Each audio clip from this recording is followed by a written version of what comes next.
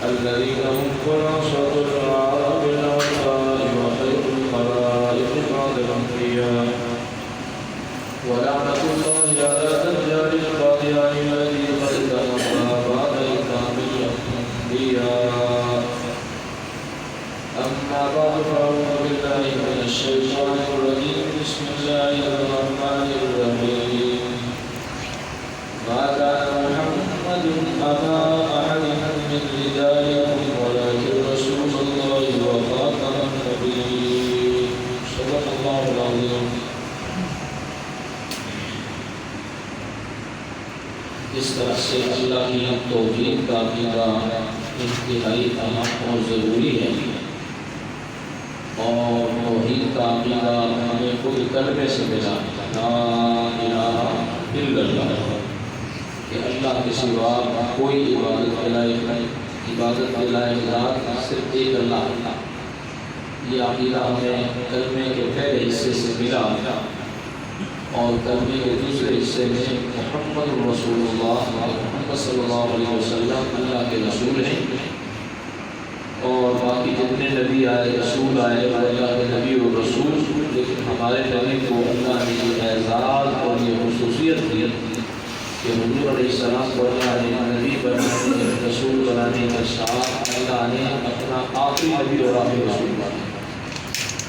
یہ ہے لا الہ الا اللہ محمد رسول اللہ۔ اور جو شخص اللہ کو ایک نہیں مانتا یا اللہ کے بعد کوئی دوسرا خدا بھی مانتا ہے، دو خدا تین مانتا ہے، مجھے بتائیے میں مسلمان کہلائے نہیں؟ یہ تو خود کرنے کا انکار ہے۔ اسی طرح سے جس طرح اللہ کے بعد کسی الہ کا، خدا کا تصور، عقیدہ رکھنا، ماننا کفر ہے، بالکل اسی طرح سے حضور علیہ السلام کے بعد کسی اور کو نبی ماننا بھی شریک کفر ہے، بالکل آپ کو مسلمان نہیں رہ سکتے۔ جس طرح سے اللہ کی توحید کا عقیدہ ضروری ہے، حضور علیہ السلام کی نبوت، رسالت اور ختم نبوت کا عقیدہ بھی ضروری ہے۔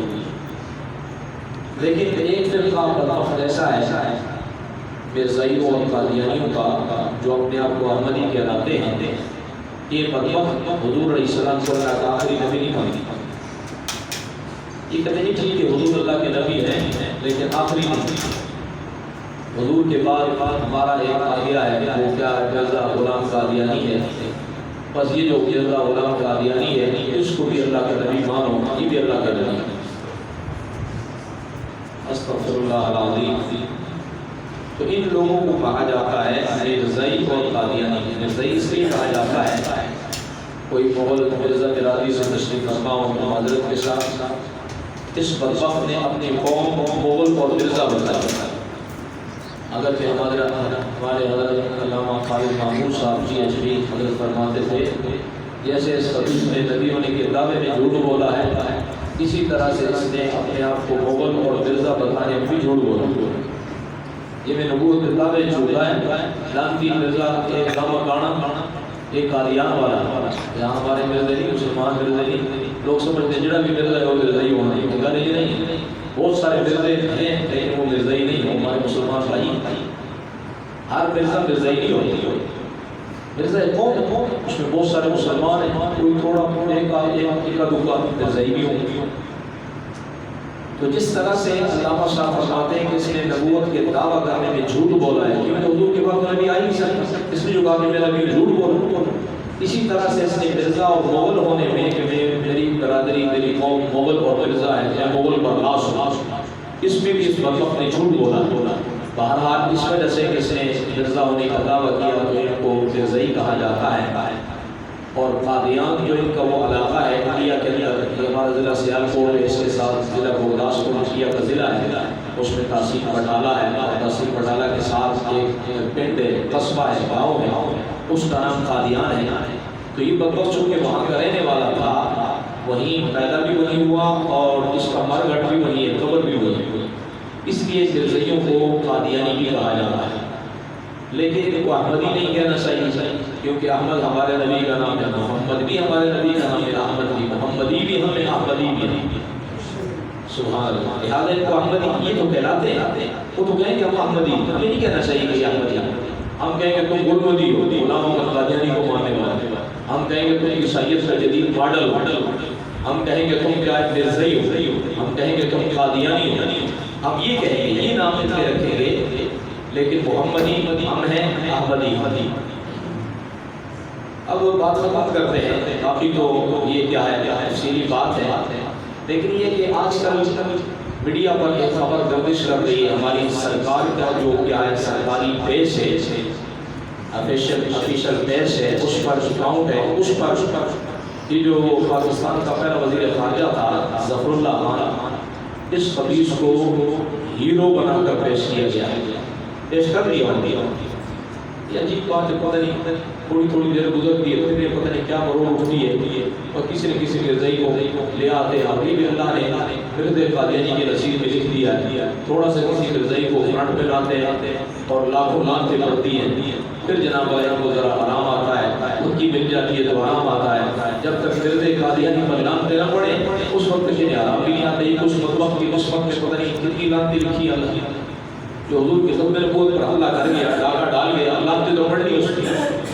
اب ظفر اللہ چودھری کو جو پاکستان کا پہلا وزیر خارجہ تھا لیکن آج سکہ بند پکا قادیانی، اس کو آج کل گورنمنٹ کی طرف سے باقاعدہ ہیرو بنا کر پیش کیا جا رہا ہے۔ اب اس حوالے سے ہمارے پڑھے لکھے دوست یہ سمجھتے ہیں کہ شاید قادیانیوں کی اور یہ لڑائی ہے، یہ مولویوں کی اور قادیانیوں کی لڑائی ہے، یہ لڑتے رہے، ہمیں اس میں درمیان میں آنے کی ضرورت نہیں ہے۔ بات یہ نہیں ہے، بات یہ کہ یہ اسلام اور کفر کی جاتی ہے، اگر ہم مسلمان ہیں تو ہمیں سے ہر مسلمان کو اس جنگ میں آنا پڑے۔ نمبر دو، چلو دینی لحاظ سے جو نے ہمارے دین پر حملہ کیا وہ تو الگ ہے، یہ غدار ملت ہے، غدار دین تو ہے، لیکن یہ قادیانی لوگ پڑھے لکھے دوستوں کے لیے یہ بھی ہے کہ یہ ہمارے ملک کے بھی غدار ہیں۔ اور شاید آپ نے کہیں پڑھا ہو، علامہ اقبال مرحوم نے ایک جملہ کہا تھا کہ قادیانی ملک اور اسلام دونوں کے غدار ہیں۔ پھر فرمایا کہ قادیانیت یہودیت کا شربہ ہے۔ کہ علامہ صاحب تو مولوی صاحب نہیں تھے، ان کی داڑھی نہیں تھی، وہ باقاعدہ دین سے وابستہ ایسے کوئی مستقل وہ آدمی نہیں تھے، ٹھیک ہے، دینی جذبہ تھا ان کے اندر، حرارت، ایمانی حرارت شاید ہم سے بھی زیادہ ہوتا تھا، لیکن یہ کہ باقیوں کا پیدا کوئی مولوی صاحب نہیں تھا۔ انہوں نے یہ بات کیوں فرمائی؟ علامہ اقبال نے یہ بات اس لیے کہی کہ علامہ اقبال قادیانیت کو سمجھ چکے تھے کہ قادیانیت کی حقیقت کیا ہے، اس کی گہرائی کو جانتے تھے، قادیانیت اور مرزائیت کی حقیقت سے واقف تھے، انہوں نے مطالعہ کیا اور سمجھا کہ قادیانیت اسلام کے خلاف بہت بڑا فتنہ ہے، بہت بڑا محاذ ہے، اس لیے انہوں نے کہا قادیانی ملک اور اسلام دونوں کے غدار ہیں۔ چلو میں اگر بات کروں جذبات میں بات کرتا ہوں، علامہ صاحب بڑے ٹھنڈے مزاج کے آدمی تھے، تو علامہ اقبال نے یہ بات کیوں فرمائی؟ میرے وہ دوست جو آج قادیانی کی طرفداری کرتے ہیں، یا ہمارے گونگے بہرے وہ وزیر، لنگڑے لولے اندھے اور بہرے وہ وزیر جو قادیانی کی طرفداری کرتے ہیں، ہر آئے دن کوئی نہ کوئی کیا پھر جو ہے وہ غبار سوچتا ہے اور غبار سوچتا ہے اور کسی نہ کسی قادیانی کی تعریف کرتے ہیں۔ تو یاد رکھیے اگر ایسی باتیں تو علامہ اقبال کی بات بھی ہم بات کروں، علامہ اقبال کہتے ہیں قادیانی ملک اور اسلام دونوں کے غدار، جو لوگ دین کے غدار تو ہیں، اسلام اور ختم نبوت کے غدار تو ہیں، لیکن یہ ہمارے ملک کے بھی غدار ہیں، پاکستان کے بھی غدار ہیں، اور یہ میں نہیں کہہ رہا، علامہ اقبال صاحب فرما رہے ہیں۔ پھر فرما رہے ہیں کہ یہودیت کا شربہ بھی، اب ذرا آ جاتے ہیں کہ غداریاں صرف قادیانی جماعت کی پوری غداریاں کیا ہیں، یہ تو بہت لمبا موضوع ہے۔ میں ظفر اللہ خان چودھری کو، جس کو آج کل ہماری گورنمنٹ قوم کا ہیرو بتائی جا رہی ہے، میں اس کے بارے میں بتانا چاہوں گا کہ کتنا بڑا غدار آدمی تھا، اس جیسے ملک و ملت کے غدار آدمی کو ہیرو بنا کر پیش کرنا، جبکہ یہ زیرو کہلانے کے لائق بھی نہیں ہے، اس کو ہیرو بنا کر پیش کرنا، یہ ملک، قوم، دین اور ختم نبوت کے ساتھ کتنی بڑی زیادتی اور کتنی بڑی ظلم والی بات ہے۔ سب سے پہلی غداری، اس کی غداری نمبر 1، ظفر اللہ خان جو تھا، جب پارٹیشن ہوئی، پاکستان علیحدہ ہوا، تو اب بات آ جا کے ضلع گرداسپور پہ فارمولہ یہ طے ہوا کہ یہ علاقہ ہندوستان کا حصہ ہونا چاہیے یا پاکستان کا. فارمولہ یہ تھا کہ وہاں پر ووٹنگ ہو جائے, رائے شماری ہو جائے, تعداد کو دیکھ لیا جائے, ہندو زیادہ ہے تو وہ ہندوستان کا حصہ ہے اور مسلمان زیادہ ہے تو وہ پاکستان کا حصہ ہے. باقی تمام جگہوں میں یہ فارمولہ آزمایا گیا. تو جب ضلع گرداسپور کی باری آئی کہ بھائی اس کو دیکھو تو وہاں پر مسلمانوں کی تعداد دیکھی گئی, ہندوؤں کی تعداد دیکھی گئی. تو مسلمانوں کی تعداد کم تھی, ہندوؤں کی تعداد کچھ زیادہ تھی. مسلمانوں نے الگ فائل اپنی فہرست پیش کی, تعداد ہندوؤں نے اپنی. لیکن ایک تیسری فائل بھی یہاں پر آئی جو عام طور پہ دوسرے شہروں میں نہیں تھی, چونکہ یہاں قادیان تھا, مرزائی یہاں رہتے تھے, تو انہوں نے اپنی فائل الگ سے پیش کی. ان سے کہا گیا کہ مسلمانوں کے ساتھ ہو یا ہندوؤں کے ساتھ ہو. کہنے لگے نہیں, ہم مسلمانوں کے ساتھ نہیں. جب مسلمانوں کے ساتھ اگر ملتے تو مسلمانوں کی تعداد بڑھ جاتی. ضلع گرداسپور, قاسم بٹالہ, قادیان, یہ سارا ایریا پاکستان کا حصہ بن جاتا. لیکن ظفر اللہ خان یہ چونکہ اس وقت قادیانی جماعت کو لیڈ کر رہا تھا اور قادیانیت کا بہت بڑا سرگنا سمجھا جاتا تھا, تو اس نے کہا نہیں کہ ہم تو مسلمانوں سے الگ ہیں. آج قادیانی کہتے ہیں ہم مسلمانوں کے ساتھ ہونا چاہیے. تو سب سے پہلے تو تمہارے ابا ظفر اللہ خان چودھری نے خود تمہیں مسلمانوں سے الگ کیا اور تم خود الگ ہو کے تمہیں بتایا کہ مسلمان الگ امت ہے, ہم الگ ہوں. ظفر اللہ خان نے اپنی فائل الگ پیش کی, ہندوؤں کی تعداد بڑھ گئی, ضلع گرداسپور انڈیا کے حصے میں چلا گیا. اس کا نقصان یہ ہوا مقبوضہ کشمیر میں آنے کا زمینی راستہ صرف ضلع گرداسپور سے آتا ہے. اگر ضلع گرداسپور پاکستان کا حصہ ہوتا,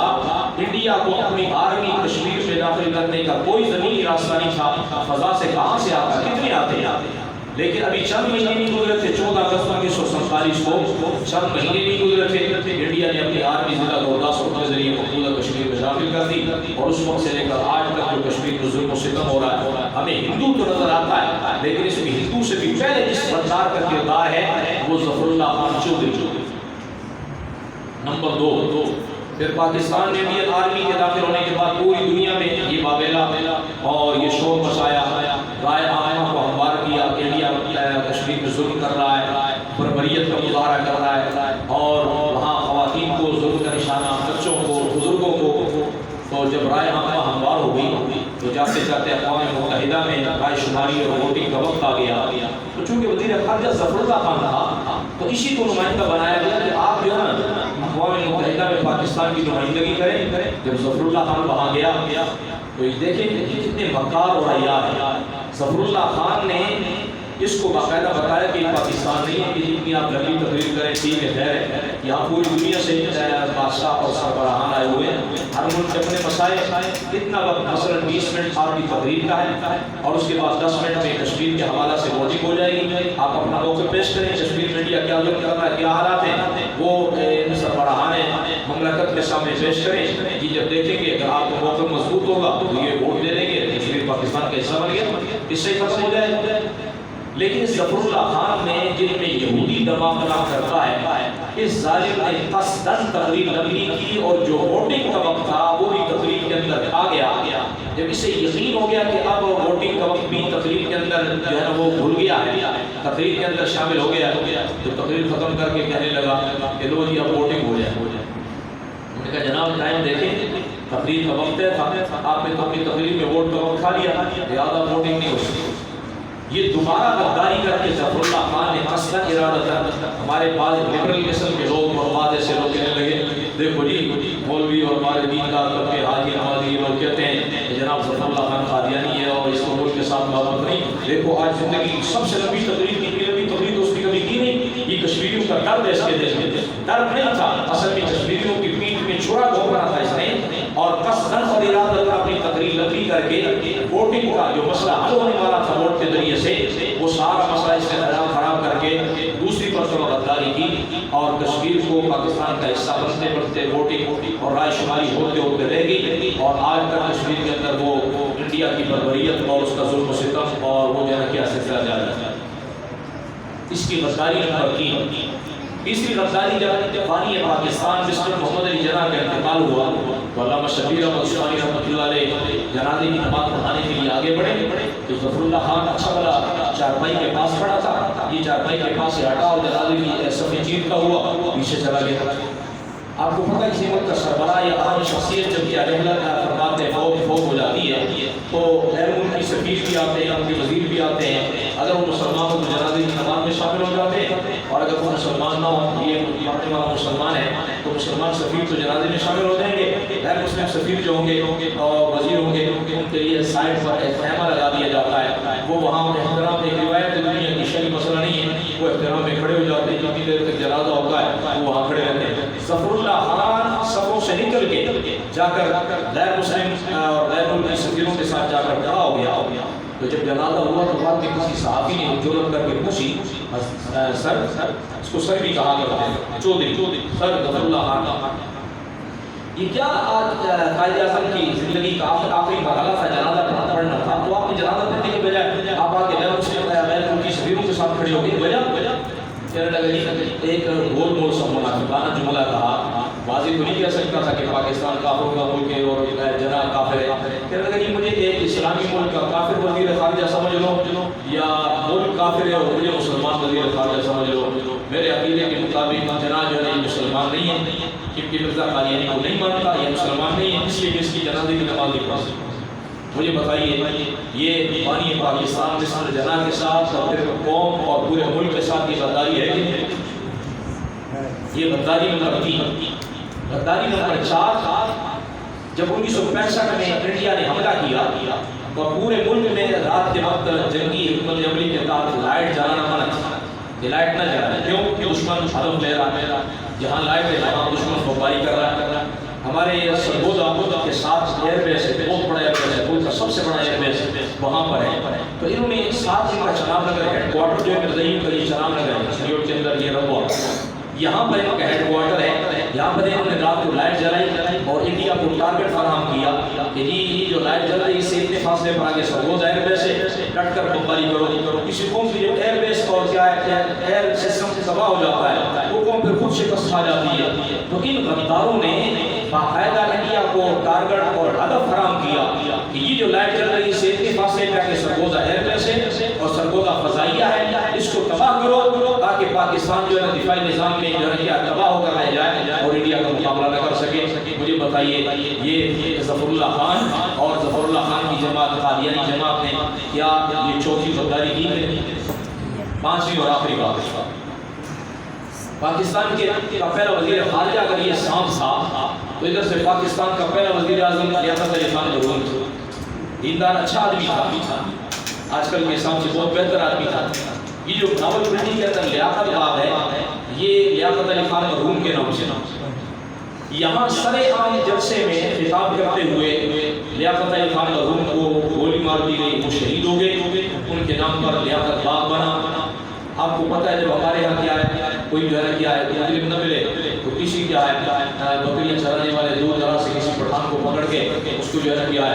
مار دیا جاتا ہے، چلو یہ مجرم مارا گیا۔ اکبر خان نامی ایک پٹھان بیچارہ غریب کو ریڑھی والا ایک ایسا تھا، اس کو اسی وقت گولی مار دی گئی اور یہ شور ڈال دیا گیا لیاقت علی خان مرحوم کا قاتل مارا گیا، شور مچ گیا، اور اصل جو قاتل تھا وہ ظفر اللہ خان کے گھر میں پلنے والا کنزے نامی جرمن نژاد جرمنی سے آیا ہوا اسپیشل بلایا ہوا ظفر اللہ خان کے گھر میں، اور پھر چناب نگر میں رہنے والا، گولی اس نے ماری اور اکبر خان کو گولی مار کے وقتی طور پہ معاملہ رفع دفع کر دیا گیا، اس کو اپنے گھر میں چھپایا گیا، اور جب معاملہ ٹھنڈا ہو گیا تو اسی کنزے نامی جرمنی کے رہنے والے اس آدمی کو دوبارہ آسانی سے جرمنی روانہ کر دیا گیا۔ آج جب دہشت گردی کا معاملہ آتا ہے تو فوراً ہماری انتظامیہ اور ہمارے اداروں کو شک جاتا ہے، پتہ نہیں مسجد والے ہوں گے، پتہ نہیں مدرسے والے ہوں گے، بناؤ گے۔ پاکستان کے اندر دہشت گردی کی بنیاد رکھنے والے قادیانی ہیں، یہ کراچی کے رسالہ تقریر اور امت اخبار میں باقاعدہ آپ کی ریکارڈ شہادت موجود ہے کہ لیاقت علی خان مرحوم پاکستان کے پہلے وزیر اعظم کو گولی مارنے والے یہ قادیانی تھے، اور قادیانی بھی پاکستان کے وزیر خارجہ یہ ظفر اللہ خان کے گھر میں پلنے والا ایک قاتل تھا۔ اس ظالم نے یہ جو ہے لیاقت علی خان مرحوم کو شہید کروایا، گولی مروائی۔ مجھے بتائیے پاکستان میں سب سے پہلے دہشت گردی کی بنیاد پہ کس پہ رکھتے؟ قادیانی نے رکھی اور ظفر اللہ خان نے رکھی۔ یہ 5 موٹی مثالیں، ورنہ جب بنگال الگ ہوا پاکستان 2 ٹکڑے ہوا، انہوں نے مٹھائیاں تقسیم کی، بگڑے ڈالے، حلوے تقسیم کیے جناب نگر میں، شاہ فیصل شہید ہوا، پھر انہوں نے بگڑے ڈالے اور خوشیاں منائی۔ یہ غداریوں کی ایک داستان آسان ہے، تو ہم درخواست کریں گے، ایک تو آپ سے درخواست ہے کہ سوشل میڈیا پہ ظفر اللہ خان کے حوالہ سے بھرپور مہم چلائیں کہ یہ اس کے نام کے ساتھ آج کے بعد جب بھی بولیں تو غدار ظفر اللہ خان بولیں گے انشاءاللہ۔ سردار ظفر اللہ خان، انگریز نے اس کو لقب دیا سر کا، اور اس کو چودھری، ہم نہ چودھری کہیں نہ کیا سر کہیں، ہم کہیں گے غدار ظفر اللہ خان قادیانی، غدار ظفر اللہ خان قادیانی، تاکہ یہ ہیرو نہیں جیسے ہیرو بنانے کی کوشش کی جا رہی ہے، ہم اس کو زیرو سے بھی نیچے لے کر جائیں گے انشاءاللہ کہ غدار ظفر اللہ خان قادیانی۔ اور دوسرے نمبر پہ حکومت سے مطالبہ ہے، یہ جو ہے نا کیا ہے، اس کو سرکاری پیش پر باقاعدہ ہیرو بنا کر پیش کیا گیا ہے، اس پر گورنمنٹ کو چاہیے کہ پاکستانی عوام سے معافی مانگنی چاہیے۔ اور نمبر دو، یہ پیش فوراً وہاں سے اس کے ہیرو بنانے والا جو کیا ہے وہ ایڈ دی گئی ہے اور وہ تحریر دی گئی ہے، وہ فوراً وہاں سے ہٹانی چاہیے۔ اور تیسرے نمبر پہ دیکھا جائے کہ کس نے ایسا کیا، ہماری سرکاری سبھوں میں کون سی ایسی کالی بھیڑ گھسی ہوئی ہے جو وقتاً فوقتاً تھوڑی دیر گزرتی ہے پھر کسی نہ کسی قاضی کو ہیرو بنا کر پیش کرتے ہیں، اس کا پتہ چلایا جائے اور اس کے خلاف باقاعدہ قانونی کارروائی عمل میں لا کے ظفر اللہ خان غدار ہے، ہمیں کسی بھی عدالت میں بلایا جائے، ہم عدالت میں ثابت کریں گے کہ ظفر اللہ خان یہ اسلام کے غدار ہونے کے ساتھ ساتھ وطن عزیز پاکستان کا بھی غدار تھا، لہذا اس غدار کو سپورٹ کرنے والا، ہیرو کہنے والا وہ غدار کا سہولتکار ہے، جس طرح غدار مجرم ہوتا ہے اس کا سہولتکار بھی مجرم ہے، جس آدمی نے ایسا کیا اس کے خلاف بھی قانونی کارروائی عمل میں لانی چاہیے۔ آپ اس کی تائید کرتے ہیں تو بہرحال مفتی جو معاملہ ہے وہ ظفر اللہ خان کو ہیرو بنا کر پیش کرنے کے حوالے سے، تو یہ 5 غداریاں بڑی اہم، کسی نے پارٹیشن کے وقت ضلع گرداسپور انڈیا کو دیا، کسی نے کشمیر پر رائے شماری کرتے ہوئے پھر جو ہے تقریر لمبی کر کے ووٹنگ کا وقت کھا لیا، کسی ظالم نے لیاقت علی خان مرحوم کو گولی مروائی، کسی ظالم نے 1965 میں انڈیا کو ہدف دے کے سرگودا ایئر بیس پر حملے کا موقع فراہم کیا، اور یہی وہ غدار ہیں جنہوں نے کیا وقتاً فوقتاً ایسے غداریوں کے جنہیں کیا وہ لائنیں لگی ہوئی ہیں، آپ اندازہ لگائیں کہ ان میں ایک شخص اتنا بڑا مرحوس اور اتنا بڑا جنہیں کیا غدار ہے کہ پوری قادیانی جماعت اتنی بڑی غدار ہے۔ میں درخواست کروں گا کہ قادیانیت کی یہ جنگ، اسلام کی یہ جنگ، یہ صرف قادیانی اور غوریوں کی جنگ نہیں ہے بلکہ یہ اسلام اور کفر کی جنگ ہے، یہ حضور اور مرزا قادیانی کے آمنے سامنے مقابلے کی جنگ ہے، لہذا کیا ہے ہم نے اس میں یہ ثابت کرنا ہے کہ ہم حضور کے جھنڈے کے نیچے ہیں، آقا علیہ السلام کا ساتھ دینے والے ہیں، ہم قادیانیوں کے مسئلے میں ذرا ایک جملہ بھی قادیانیوں کی حمایت نہیں کہتے، کیونکہ قادیانی صرف کافر نہیں ہے، قادیانی تو مصطفیٰ رسول ہیں، اور کافر کے ساتھ پھر بھی سمجھوتا کمپرومائز ہو سکتا ہے لیکن کسی گستاخ کے ساتھ سمجھوتا اور کمپرومائز نہیں ہو سکتا۔ اللہ کریم ہمیں دین کی سمجھ عطا فرمائے، اور اس دور کے جو فتنے خصوصاً یہ جو قادیانیت کا فتنہ ہے یہ بہت بڑا فتنہ ہے۔ علامہ صاحب کاشمیری رحمۃ اللہ علیہ فرماتے ہیں اسلام کی 1400 سال تاریخ میں اس سے بڑا فتنہ کوئی نہیں آیا، اللہ نے غداروں سے، ان فتنے بازوں سے خود بھی اپنی اولاد کو